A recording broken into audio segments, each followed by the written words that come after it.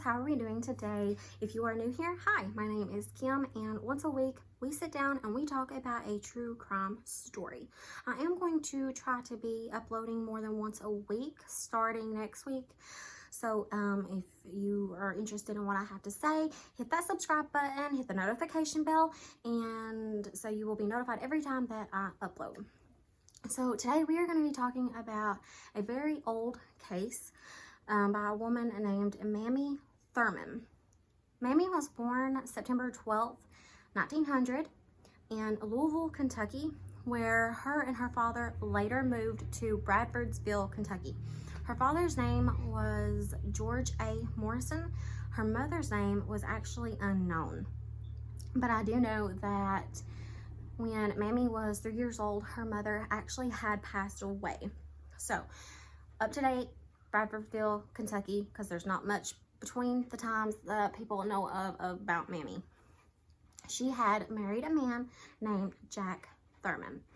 Then in 1924, her and Jack actually moved from Bradfordsville, Kentucky to Logan, West Virginia, where he actually secured a job as a patrolman at the Logan County Jail. They had rented a small 2-bedroom apartment off of a man and woman named Harry and Louise Robertson. Now, this small 2-bedroom was actually built over top of the Robertsons' garage. So, the house, like the way it was sectioned, it was like you go in the front door, you have your living room, kitchen, bathroom, 2 bedrooms. It was very small, but it's what they had. Now, moving up just a little bit past to the time that he started working, he worked night shift. He thought his woman, well, that's what I'm going to call her. It was his woman because they were together. They're married. She's his woman. He's her man. That's the way I look at it. He thought she was staying home while he was at work. She was being a good, faithful wife because they were both members at a church called Nibert Memorial Church. Nope, she wasn't. She actually was sneaking off while he was at work, going to clubs, speakeasies, actually having an affair with not only one, but at least 13 men. Yes, you heard me, 13 men. Even back then in the 1900s, 13 men was like, what? Like, okay. Anyway, let's keep talking. So, one of the main men that she was messing around with behind her husband's back was actually Harry Robertson himself. Yes, Harry Robertson, her landlord, her husband's landlord. Well, yeah. Okay, anyway. So, Harry actually did admit to having an affair with this lady. Several of the men actually later on admits to it, but we'll get to that. Anyway, backtrack. Now, Mamie was a member of this church. She also was supposedly, and like I said, it is supposedly, she was doing church work. Like she was volunteering to help feed the homeless, doing fundraisers for the unfortunate, helping adopted children, getting adopted. Like she was supposed to be having like all these very godly, saintly things. And I'm not by any means saying that you can't go to church and do all these good things and then still be stepping out on your spouse. Like that's definitely not what I'm saying at all, because people do it all the time. But anyway, back to the story. Pretty much that's all there was about her past history. So we'll just go with the day she was found. Now, up to June 22nd, 1932. There was a 32-year-old deaf-mute man by the name Garland Davis. He was walking up Trace Mountain picking blackberries, which now Trace Mountain is known as 22 Mine Road. He said he was walking up and through the mountain, 22 Mile Road, picking blackberries, raspberries, just anything berry-wise. Like he was picking if it was in season, it was in bloom. He stumbled across Mammie's slain body. She had been cut from ear to ear. She had been shot twice in the left side of the head. Her body was just thrown on the side of the road and ditch, just like she was just something that you just toss out your car. Yeah, that's it. Not right, is it? But anyway, he had run to a phone, called the cops. They come out. When they get there, they had found and ruled out a robbery motive. The robbery motive was ruled out because she had still had her diamond wedding band on, her diamond engagement ring on. She had her watch on. She had her purse, which was found 30 feet from her body. It still had contained about $9 in spare change. It had a pack of cigarettes. So there's literally there was no reason somebody would have robbed her and left all of that there. And especially in the 1930s, like if somebody was going to be robbed, they would not leave a wedding band. They wouldn't leave a diamond engagement ring. Like that was just, why rob somebody and then not take it? But anyway, the next day, her purse was not found that day, but the next day when the cops had went back 30 feet away, they had found her purse and one shoe.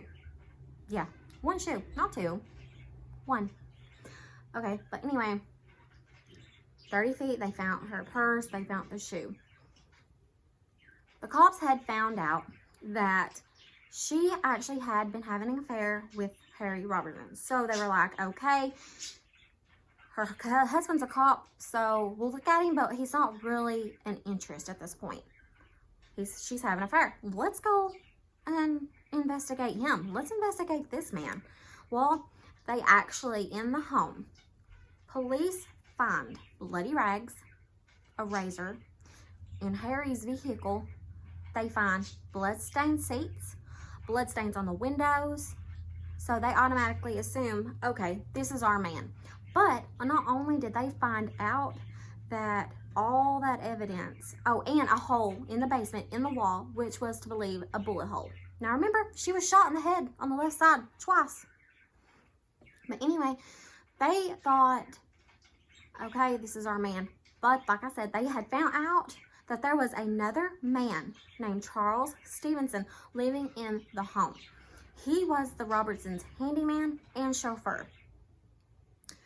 So they investigated Harry. They came to find out, okay, this man's innocent. They investigate Charles Stevenson. They investigated him. The cops assumed he was guilty, so they put this man on trial. He goes to trial. He's found guilty. They send him to prison. He goes to prison all because the only evidence that they assumed made this man guilty was, yes, all the evidence in the Robertson home, the basement, the car. They didn't find Harry guilty, but they found Charles Stevenson guilty because he was the chauffeur. This is my opinion. Yes, he was the chauffeur. He had rights to the car. Like, he took them everywhere they were supposed to be going. But so did Harry. It was Harry's car. It was Louise's car. Honestly, who says it wasn't Louise that thought, okay, she found out he was having an affair, I'm going to kill her? Nope, they didn't see it like that. They didn't see a man, okay, he's having an affair. Maybe he done it.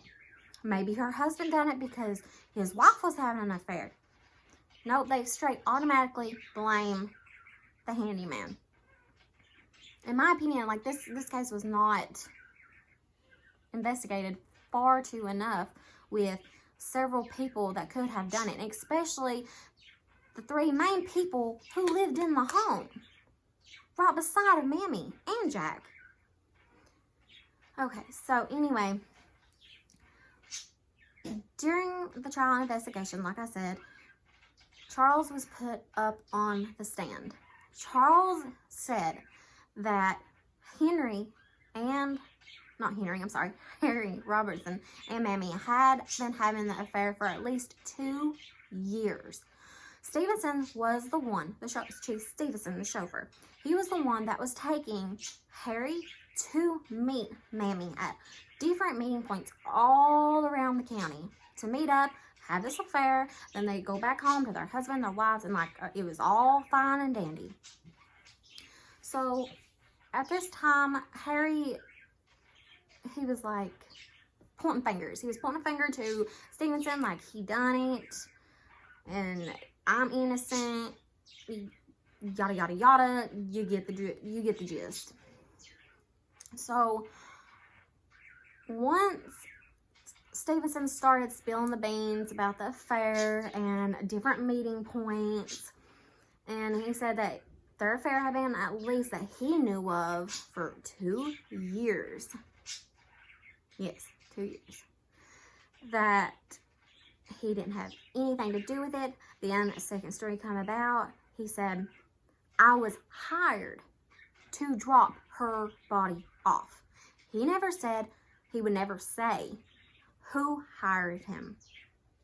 The cops could not get this little bit of information out of Charles. Now, after Mamie was buried, there was a very wealthy businessman that had paid to have Mamie's body exhumed, moved to supposedly another resting place in Kentucky. There's tales, rumors, whatever you want to call them, about this wealthy businessman was the one that actually was the murderer. Like, why pay enough to have her body exhumed, moved? I mean, what would be the point in it? I mean, there's no point. But anyway, yeah. And that's pretty much all there is about the case. They didn't look at anybody else except for Harry and Charles Stevenson. But, I mean, it's Harry's house. His wife was there. Charles was there. There could have been any three that had reason. Oh, and I meant to tell you, when Harry was cheating on his wife and Charles was taking them, Harry was lying to his wife about where he was going. He was telling his wife that he was going on hunting trips, fishing trips, just any kind of sporting game he was going. That's what he was doing, instead of any other reason. And you know, that didn't make much sense to me, because it's like, if he came home, he had no fish, he had no deer, rabbit, anything to actually make him look like he was going hunting or fishing. He didn't bring that home. Like, how are you going hunting or fishing and you're not bringing home stuff? Unless he's like one of these people out here that, oh, I just do it for the sport, but I'm not going to take my game back home. It was the 1930s. 90% of the people that hunt back then, it was not for sport. Now, there is a local legend in Logan, and it actually goes all the way here to Pike County, that you go to 22 Mine Road, put your car in neutral, put baby powder on your back bumper. Mammy's spirit will actually push your car up the mountain. Yeah. I've not personally done this. One of my friends, actually, she said that she done it, but I can't remember if she said it works or it didn't work. But I do know she said that she had done it. And there's also been accounts from truckers, I'm assuming coal miners maybe, or just truckers in general, that said that along 22 Mine Road, they would see a woman walking, hitchhiking along the road and mountain. They would stop, pick her up, and she'd be in outdated clothes, short hair. She would get in the cab of the truck. They would exchange a few small talk, and then she would just vanish like she was never there. Well, guys, that's it for today. Thank you for watching. Don't forget to hit that like and subscribe button. See you next time.